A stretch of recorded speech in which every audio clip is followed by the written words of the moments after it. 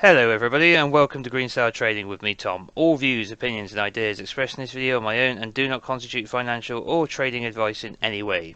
Alright, today we're going to be looking at SLV, which is a silver ETF. I'm going to be presenting two counts to you. One you're already familiar with, which is the one you can see in front of you now, and a different one which has the correction already over with. Right then, we're going to do our basic analysis first, as we always do on this channel, followed by our Elliott wave analysis. But first, in case you're new to the channel, let's give you a quick rundown of the chart. We have our Elliott wave count, which is all the numbers and letters you can see on the screen in front of you. We're just going to clear those out of the way. We have 4 exponential moving averages, 10 in yellow, 20 in blue, 60 in orange, and 250 in green. We have a volume profile on the right hand side showing the various peaks and troughs of the buy-sell volume, with the extreme of which being marked by this yellow dashed line, which we refer to as the point of control. We have an RSI set to a 10 close, with a green 30 level representing oversold conditions and the red 70 level representing overbought. We have a MACD also with a 10 for the short-term moving average in blue and a 20 for the long-term moving average in orange, and a 9 to smooth. Right then, what can we see on the weekly time frame? We are here on the arithmetic scale, and we can see the week prior to this week ended in an extremely bullish candle, long wick to the downside, very little body at the top. We call this a bullish hammer. If this had been at the top of a pattern, we'd be referring to this as a hanging man, but since we find it at the bottom of a pattern potentially, we have to treat this as a bullish reversal candle. Now, it's not a guarantee of reversal unless we get follow through. So far we are trading above the close of last week's candle. We would like to see a full body of this candle, preferably through these moving averages, and closing well above the previous week's candle. That would be quite a bullish sign given the alternate pattern we're going to be considering in our Elliott wave count section later. You'll see why when we get to it. We're still below the 10 and the 20 exponential moving averages. No crossover yet, however. Well above the 60, well above the 250. We are in neutral territory on the RSI between the 40 and 60 level. We are also still bearish. We're in overall positive territory on the RSI, on the MACD, just above the zero bound, right near it. But we can see how we've had an increase of increasingly red bars in the histogram here. Maybe the lower moving average is starting to flatten out. We'll get a better view on the daytime with this bullish candle here from last week on the daytime frame, but no bullish crossover yet. Short-term moving average still well below the long-term moving average. Right then, so that's the weekly time frame. Let's come down to the daily time frame and see what we can see. So we can see that we've had the 20 and the 10 has crossed over the 20 exponential moving average with the price below. The 20 has then crossed through the 60 with the 10 with the price below, and we've come up through the 10 and tested the 20 to the tick. That's what we've done so far, and it is well, it's pre-market. We're going to open roughly where we closed, essentially by the looks of it, off from a 20 exponential moving average, having wicked up to it yesterday. So we'd like to see more follow through to the upside here on the daily time frame to support the alternative count we're going to present later. We did have a touch of oversold conditions here on the daytime frame. No bullish divergence to speak of on the daily time frame. Low and lower low in RSI, low and lower low in price. We come down to a smaller time frame in a minute and maybe see if there's any evidence on a smaller time frame. Don't tend to do that normally, but I think it might be worth it having picked up such a bullish candle last week. We can see that on the MACD we have crossed over the short-term average, has crossed over the long-term here, 10 over the 20, and we've got a little green bar peeking up, a little green bar here on the histogram, but we've seen this before. This temporary period of bullish momentum only lasted a short while, sideways action before we broke down again. We saw a little spurt of it here on the leg down through this piece of bearish momentum, and we saw, of course, after the initial move down, we saw this peak up and we saw bullish momentum return here as well. But it's all part of a series of waves to the downside. So this could be the beginning of a short-term relief before further downside. That's one of our counts which we'll be looking at, but it could also signify the bottom. So let's just pop down to the 4-hour now and see if there's any sign of bullish divergence on the smaller time frame. Right, well, here's our low on the 30th of March, and here's our low on the RSI, and we can see it doesn't matter how far back we look, we cannot see signs of a lower low in the RSI supported by price. So we have a low and a low, lower low and a low and a lower low. Let's come down again, see on the hourly time frame is there any sign at all. We have two lows here, and this low is lower than this low. We'd have to go all the way back to here, and then we don't get a continued trend of bullish divergence. So really, there's nothing screaming at us that we should be calling a bottom here.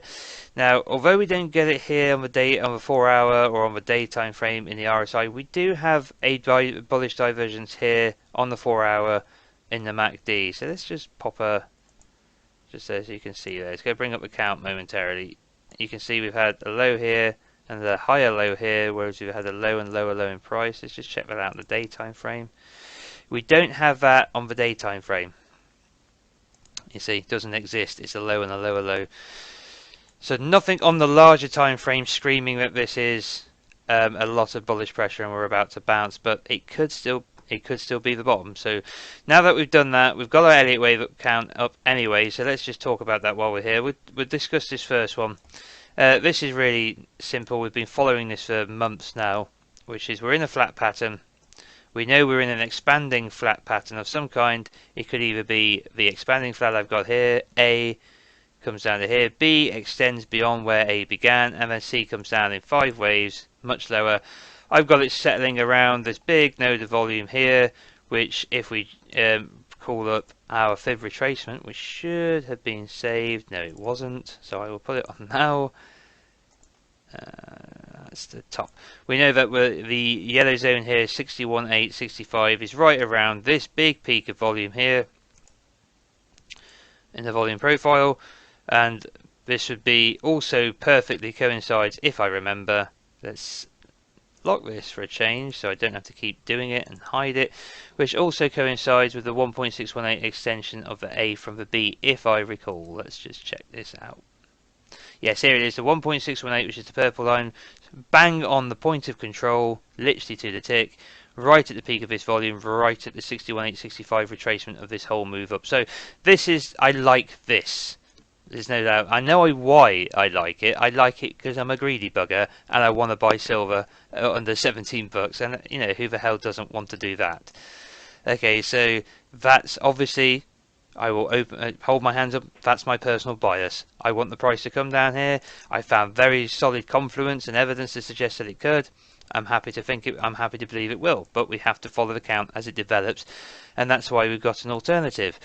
Before we move on to that, let's just check our count so far. Full screen. So, and let's come down to the 2 hour. Okay, so I'm saying 5 waves down. In fact, I think we have to come down to 15 minutes to see this clearly, guys. Okay, so 1, 2, 3, 4, 5 minute waves into minor wave 1.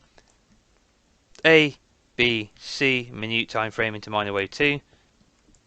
And then I've got 1, 2, 3, 4 minuet waves into minute 1.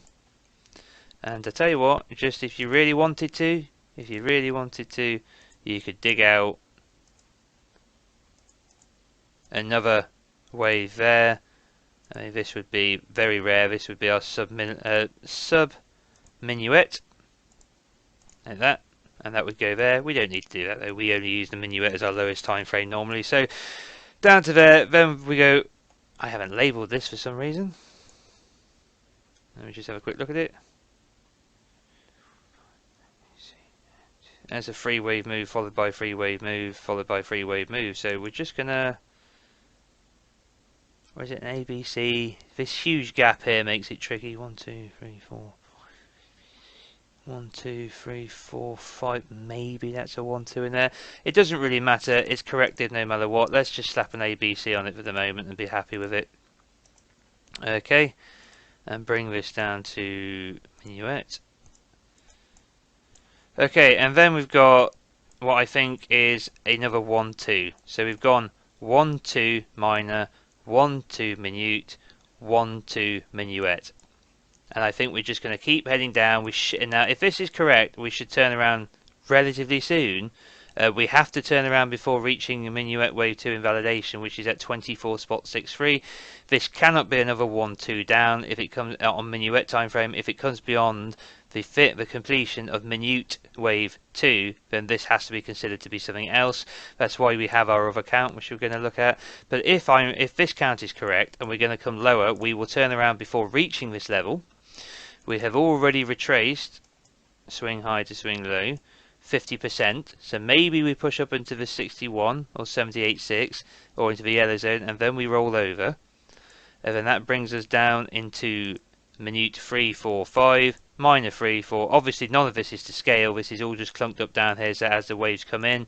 So you could, for example, have a 3 down to here, at which point I would move this 3 across into the count and say we've got our 3, then we'd have a 4, and I would move the 4 into place, and so on and so forth. But I just keep it all down here ready to adjust as the chart tells us what it's doing.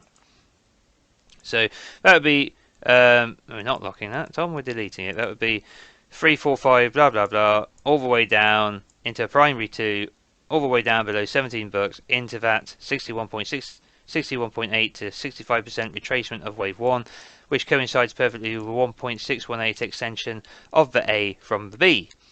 Okay, that basically summarizes our primary count as it is at the moment. So we're going to move over now and have a look at the alternative. We're going to save this first, and now we're going to come over and have a look at that alternate count. This is a running flat with a diagonal in the with a diagonal to end it, to complete it. So really simply, 3 waves in the A, 3 waves in the B, 5 wave diagonal, motive wave structure in the C. We're done already and we're on our way. And that's it. It really is that easy peasy, arguably simpler than the previous count. We have this wedge structure to support it. We have 5 waves down, overlapping, 4 overlapping the 1. This supports the idea that it's a diagonal. And then we have a completion here in the 5th wave.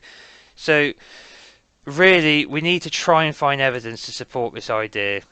First thing we should do then is we should look at the overall retracement in arithmetic and in log scale to see if anything jumps out at us to suggest that this could be completed. So we grab a Fibonacci retracement, bottom to top. We don't come to the top of the B because we come to the end of our proposed wave 1. Alright, not to the swing within the correction. This is an external swing here. This is why we know it's a flat pattern. So it's part of the move from 1 to 2. It is not the high that we measure from. It is simply part of the move between a high and a low. So we come up to the top of the 1 to find it. We go A, B, C if we were complete here. There's nothing on arithmetic scale suggesting that this is a major Fibonacci retracement area. Okay, we do have volume in a volume node around here. Yeah, I mean, fair enough. There's buy sell volume around here, right around where we bottomed. We want more confluence than just a support in the volume profile.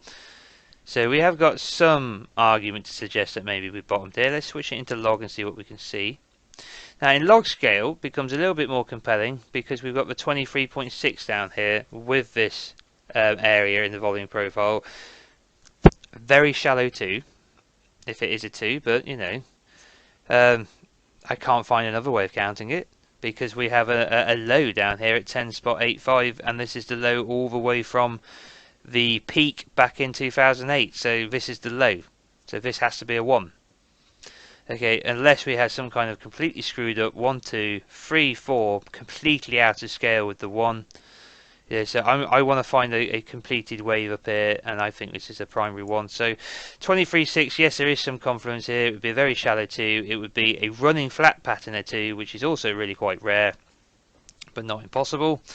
And then, so that's that. Now let's see if we can find any support in wave relationships inside of this expanding correction. So let's take extension tool, and we'll take the A, and we'll come up to the B and see what we've got. Well, we've gone through the yellow zone.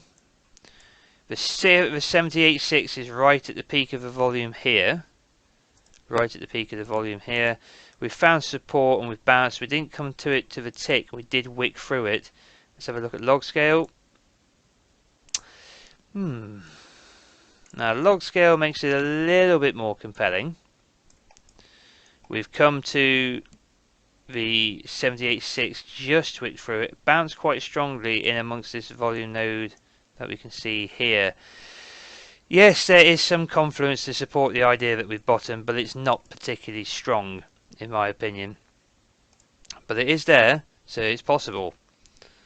Right then, so what can we do to think about, because there's always the possibility that this could be a diagonal in a 1 of 5 waves in a C supporting the first count. It doesn't have to be an impulse wave, but I'd rather keep a separate count as an impulse wave and treat this as a diagonal. So really what we're looking for this week is, if you're a bull, you're looking for, depends if you want to trade it really, doesn't it? I'm an accumulator of gold and silver, physical and also the ETFs as well, and gold mining and silver mining stocks. What can we see here? So if we're going to be bullish, put our bullish hats on for a moment. Can you argue for 5 waves here? I say maybe you can. So we all know that the 20 exponential average is up here. We saw that on the daily time frame. So if you're bullish, you really want to be waiting to see some kind of correction, 3-wave correction to buy before we get moving again, in which case you could put your stop at the start of which would have been a wave 1 and a wave 2. So you would have gone 1, 2, 3, 4, 5. Let's change the color of this so you can see it, just as an example. Right then, so yeah, we've got what could be 5 waves up, and then looking for a retracement to buy, 3 waves back. If this is a 1 up here, I'd say you could argue that maybe this is a 1 on a smaller time frame. We'll have to see what the price action does. If you wanted to get in now, then you have to treat the bottom, the start of the 1, if you're bullish, as your invalidation point back at 22.13. That doesn't give you a particularly nice margin of safety here. 5% you'd be risking. Like I said, I'm a long-term accumulator of silver, and I'm still of the opinion this isn't done. I'm still of the opinion this is going to come lower. I prefer this count, but if I was wrong, if this count is wrong, I would still want to wait for some kind of initial move up. It could go a little higher, and then a pullback. Could be to here, could be deeper, but you're just looking for a bit of safety. You want to see 5 waves up and 3 waves back. At the moment, we've just got to move up. It could easily just be a 3-wave move, zigzag, and then another flush down. So we want to see some kind of 5-wave completion, a nice clear 3-wave move back from whatever level. You're not going to get the bottom now, because if this is the bottom, it's already come and gone. So you want to get some kind of safety, and we want a wave 1, wave 2 confirmed, and then you can buy that, and you're off into a wave 3, and then you can have your stop at the invalidation point of the wave 1. Depending on how deep it comes back, you could shrink your margin, and you could give yourself a margin of safety of 2.5%. It could come back even deeper. It might not come back as far. But the point is, you're buying the odds at this point. If you've got 5 waves up and 3 waves back, it's highly likely that you're in a new impulse wave, or you're at least in an A, B, and then you've got a C leg to come. So either way, you'd be going higher.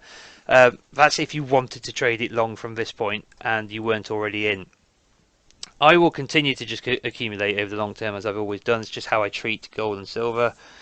Although I have to hold my hands up and say I'm not accumulating physically at the moment, because the premiums are murder, absolute murder. I just can't bring myself to pay them, so I am buying a lot bigger positions in the ETFs instead, and gold mining and silver mining stocks, purely because I just can't afford to pay the premiums. I say I can't afford. I guess more. I could, but I don't want to at all. Be paying those kind of premiums. So there you go. Like, if you're looking for a trade off of that, that's the way I would look at it. Really, you've got to see some kind of move up and pull back, and then you want to buy the pullback, the retracement, and you want to set your stop at the invalidation point if we're going higher.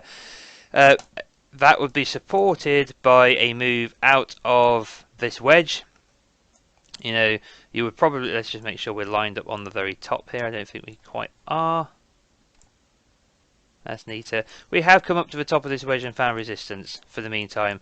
So if you were to get, let's say this is a 1, 2, 3, 4, 5 wave move for your wave 1, that would complete a wave 1 up.